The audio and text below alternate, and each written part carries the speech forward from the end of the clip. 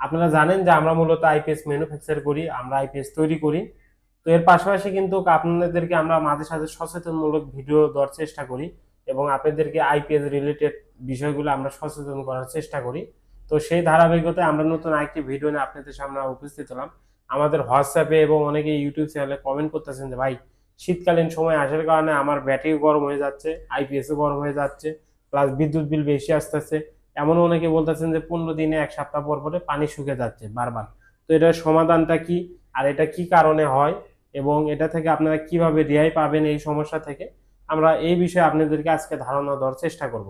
আসসালামু আলাইকুম, সবাই কেমন আছেন? এনার্জি অল টাইপিজের পক্ষ থেকে আপনাদের সবাইকে স্বাগতম। তো আমরা এর ফাঁকে আপনাদেরকে একটি কথা না বললেই নয়, আপনারা হয়তো ভাবতে পারেন যে হঠাৎ করে এই ধরনের পরিবর্তন কেন, ভিডিও ব্যাকগ্রাউন্ড এবং সবকিছু মিলে পুরো সেটআপটাই কেমন জানি আপনাদের অপরিচিত লাগতেছে।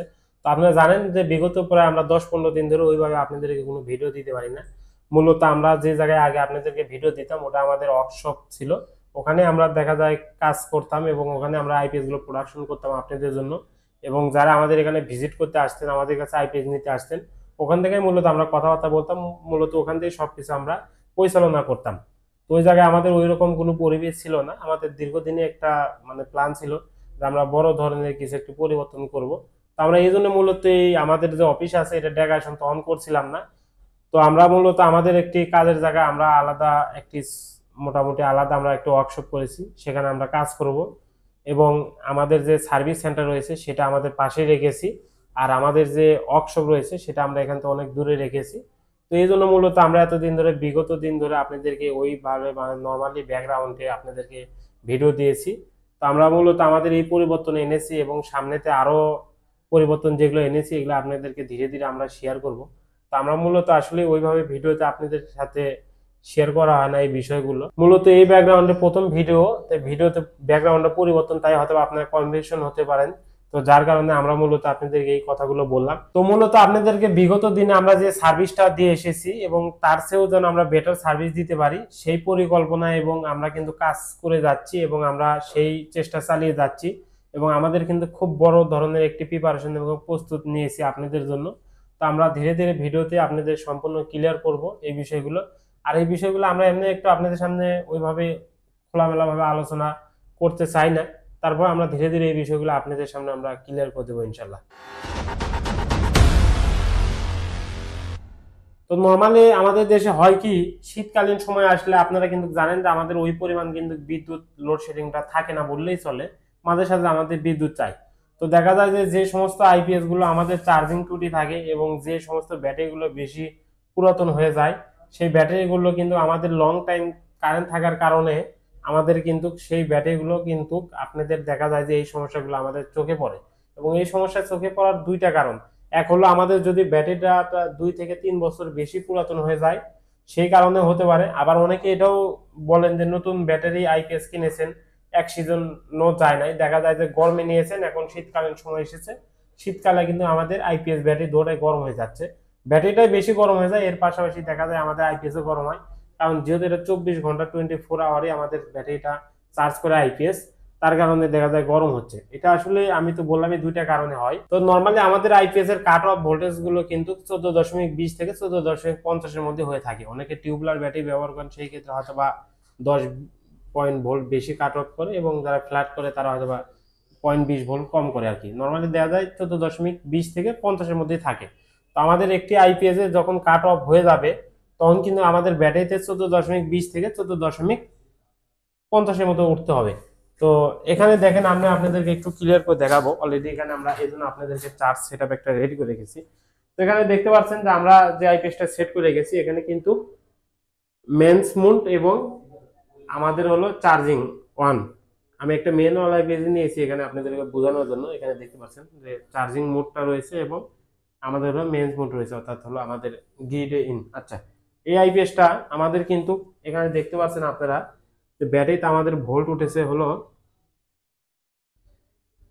13.59 ভোল্ট এবং 13.66 ভোল্টের মতো আছে। তো যখন আমাদের এই ব্যাটারি ভোল্টটা এখানে আপনাদের নর্মালি 14.20 থেকে 14.40 উঠে যাবে, যেমন আমি আইপিএসটা যদি কাট অফ করে দিই 14.40 ভোল্ট, তো 14.40 ভোল্ট হয়ে যাওয়ার পরে কিন্তু এই আইপিএসটা কাট অফ করে দিবে নরমালি। তো দেখা যায় যে আমাদের আইপিএস এর দিন রাত 24 ঘন্টা চার্জ হতেছে এবং কি এক সপ্তাহ নাগাদ চার্জ হতেছে, কোনো সময় 14.20 ভোল্ট ওটা দূরের কথা, দেখা যায় যে আমাদের 13.50 এবং 13.80 উপরে যায় না। তো সেই ক্ষেত্রে কিন্তু অবশ্যই আমাদের ব্যাটারিটি খারাপ নিঃসন্দেহ। তো ব্যাটারি যখন আমাদের 3 থেকে 4 বছর হয়ে যায় তখন কিন্তু এই সমস্যাগুলো আমাদের বেশি হয়। আর অনেকে এর পাশাপাশি অনেকে এটাও জানতে চান যে ভাই এটা তো পুরান ব্যাটারির ক্ষেত্রে বললেন, এবং নতুন ব্যাটারি যারা নিয়েছেন যেমন 1 সিজন ব্যবহার করছেন, করার পরে আমাদের এই সমস্যা হয়েছে, তো তাদের করণীয় কি? তাদের মূলত দেখা যায় যে অনেক টেকনিশিয়ান আছে যারা আমাদের হাতে বানানো আইপিএস গুলো তৈরি করে। তো সেই আইপিএস গুলো দেখা যায় যে কি অনেকে ইন্ডিয়ান রেডিমেড বোর্ড গুলো কিনে, ইন্ডিয়ান একটা কমন মডেলের একটা বোর্ড রয়েছে যা সাধারণত লোকাল আইপিএস গুলো সহজে তৈরি করে। তো তারা এই আইপিএস গুলো দেখা যায় যে চার্জিং কাট অফ গুলো ওইভাবে সঠিকভাবে অ্যাডজাস্ট করতে পারে না, এবং ওই মডেল সার্কিটটায় দেখা যায় যে আমাদের হলো ফুল চার্জিং কাট অফ এর অপশনটা নাই। ট্রিপল চার্জিং থাকার কারণে দেখা যায় চার্জিংটা অ্যাডজাস্ট করতে পারে না, যার কারণে দেখা যায় যে আমাদের ব্যাটারি তো ওভার চার্জ দিয়ে দেখা যায় এখানে 14.50, অনেক সময় এখানে আমাদের 15 ভোল্ট উঠে যায়, উঠে গেছে, তারপরেও আইপিএসটা কাট অফ করতেছে না। সেই ক্ষেত্রেও আপনার ভালো ব্যাটারিটি নষ্ট হয়ে যেতে পারে এবং অতিরিক্ত বিদ্যুৎ বিল আসবে। তো আপনারা যারা দূরে থেকে আমাদের এই ভিডিওটি দেখতেছেন এবং ভিডিও দেখে যে আপনারা এটা বলতে চান যে ভাই আমরা আমাদের সমস্যাটা সমাধান করব কিভাবে, তো যাদের বাসায় মূলত 3 থেকে 4 বছরের পুরাতন ব্যাটারি আছে তারা অবশ্যই একটি কাজ করবেন যে আপনার এই আইপিএসটি নিয়ে যে অন্য একটি ব্যাটারির সাথে লাগাই দেখবেন যে ওই ব্যাটারিটা সবসময় গরম হয় কিনা। যদি ওই ব্যাটারিটা গরম না হয় আপনার এই আইপিএস লাগানোর কারণে, তাহলে বুঝবেন যে আপনার ব্যাটারিটাই নষ্ট হয়ে গেছে। এবং যদি আপনারা এই ঝামেলা না যেতে চান তাহলে যারা মূলত আইপিএস সার্ভিসিং করে ভালো, আপনার এলাকাতে যারা টেকনিশিয়ান রয়েছে যারা আইপিএস এর কাজ বোঝে ভালো, নিজেরা আইপিএস তৈরি করে, তাদের কাছে নিয়ে গেলে কিন্তু এই সমস্যাটা খুব সহজেই তারা আপনাদেরকে সমাধান করে দিতে পারবে। এছাড়াও কিন্তু আপনারা করেন কি ব্যাটারির দোকানে নিয়ে যান, মূলত সব ব্যাটারির দোকানদার এটা বুঝতে পারবে না, আর ব্যাটারির দোকানদার এই সমস্যা আপনাদেরকে ওইভাবে সঠিকভাবে দিতেও পারবে না। হয়তোবা দুই একজন অভিজ্ঞ কোনো ব্যাটারির দোকানদার থাকলে সেটা হলো আলাদা হিসাব, কিন্তু বেশিরভাগই ব্যাটারি দোকানদার এই বিষয়ে ভালো কিছু আপনাদেরকে সাজেশন দিতে পারবে না। দেখা যায় যে আপনি একটি ব্যাটারি নিয়ে গেছেন চার্জিং অবস্থায়, উনি বড় লোড মিটার মাপে দেখবে যে আপনার হ্যাঁ গ্রাভিটিও ঠিক আছে এবং লোড মিটারের মাপে দেখাবে যে ঠিক আছে, কারণ কি যখন ব্যাটারিটা সবসময় চার্জ হয়ে গরম থাকে তখন কিন্তু অটোমেটিকই গ্রাভিটি বেশি থাকে। একটি ব্যাটারি দোকানদারের কাছে কিন্তু গ্রাভিটি মাপা ছাড়া এবং লোড মাপা ছাড়া এর বাইরে কিন্তু আর কোনো ক্ষমতা নেই। কিন্তু এটা যদি আপনি একজন আইপিএস টেকনিশিয়ানের কাছে যান, উনি কিন্তু অনেক কিছু বোঝে, উনি আপনাকে এই সমস্যার সমাধান দিতে পারবে। তো আপনারা যারা মনে করবেন যে আমরা নিজেরা এই জিনিসটা চেক করে নিতে পারবো না, যে আমরা আমাদের বিরক্তির ব্যাপার এবং অনেকের কাছে ব্যাটারিও নাই, তো সেই ক্ষেত্রে যারা আইপিএস তৈরি করতে পারে ভালো মানের তাদের কাছে নিয়ে যাবেন। তাহলে নিয়ে গেলে আপনাদের সকল সমস্যার সমাধান হবে। যেমন একটি আইপিএস ওভার চার্জ হইলে কি কি সমস্যা আপনারা ভুগতে পারেন, যেমন আপনাদের ব্যাটারিটা প্রথম অবস্থায় গরম হয়ে যাবে, গরম হয়ে যাওয়ার পরে কিছুদিন পর পরে পানি শুকিয়ে যাবে, আপনি দেখা যায় 1 সপ্তাহ আগে পানি দিয়েছেন, 1 সপ্তাহ পরে আবারও আপনার পানি লাগবে, প্লাস আপনার যে আইপিএস এর মেশিনটা যেটা রয়েছে এটি অতিরিক্ত গরম হয়ে যাবে। আর বিদ্যুৎ বিলের কথা নাই বললাম, অতিরিক্ত বিদ্যুৎ বিল আসবে, দেখা যায় যে আপনি 1000-1200 থেকে 1500 টাকাও বিদ্যুৎ বিল আইপিএস এর কারণে বেশি আসতে পারে। তো মোটামুটি এই সমস্যাটা দেখা যায় আমাদের শীতকালীন সময়ে কিন্তু সবচেয়ে বেশি হয়ে থাকে, কারণ কি শীতকালীন সময় কিন্তু আমাদের লং টাইম কারেন্ট থাকে, যার কারণে এই সমস্যাটা দেখা দেয় বেশি। আর গরমের দিন দেখা যায় আমাদের যদি আইপিএসটা অথবা ব্যাটারিটা ড্যামেজও থাকে, ওই দেখা যায় বিদ্যুৎ আসতেছে আবার বিদ্যুৎ চলে যাচ্ছে, ফলে দেখা যায় যে ব্যাটারিটা একটানা পরিপূর্ণ চার্জ ওঠার মতো সময় হয় না, দেখেই কিন্তু আমরা এই জিনিসটা চোখে পড়ে না।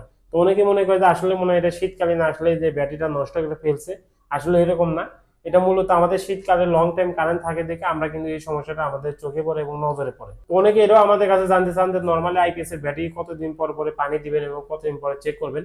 তো নর্মালি একটি ভালো মানের আইপিএস হলে দেখা যায় 6 থেকে 7 মাসের মধ্যে পানি ওইরকম লাগে না।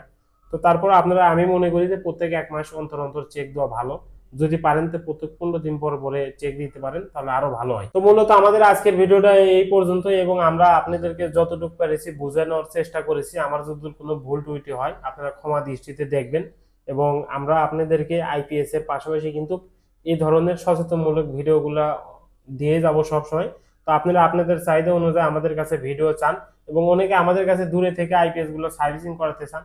তো আমরা মূলত ভাই কোনো আইপিএস সার্ভিসিং নিতে পারি না এই জন্যই, কারণ আমরা দেখা যায় যে আমাদের যে বিক্রি যে আইপিএস গুলো আছে এগুলোই সার্ভিস দিতে আমাদের কাছে হিমশিম খেয়ে যেতে হয়। তো এর পাশাপাশি যদি বাইরের আইপিএস গুলো সার্ভিসিং আমরা নিই আমাদের অনেক চাপ হয়ে যায়, ফলে আপনাদের সাথে আমরা কথা কাজে মিল রাখতে পারবো না এবং আপনাদের সামনে আমরা ঝুটে যাব। তো আমরা আপনাদের সাথে কোনো কারণবশত ঝুট হতে চাই না এবং আমাদের নিজেদের পকেট ভারী করার জন্য আমরা মূলত কোনো সময় ওভার কোনো চাপের মধ্যে যেতে চাই না। আমরা স্বাভাবিক অবস্থায় যাতে আপনাদের সাথে কমিটমেন্ট ভালো রাখতে পারি এবং ভালো গুড রিলেশন রাখতে পারি, এই জন্যই আমরা ভেবেচিন্তে সবগুলো কাজ করার চেষ্টা করি। তো যাই হোক, আজকের ভিডিওটা আমাদের এই পর্যন্তই। সবাই ভালো থাকবেন। আসসালামু আলাইকুম।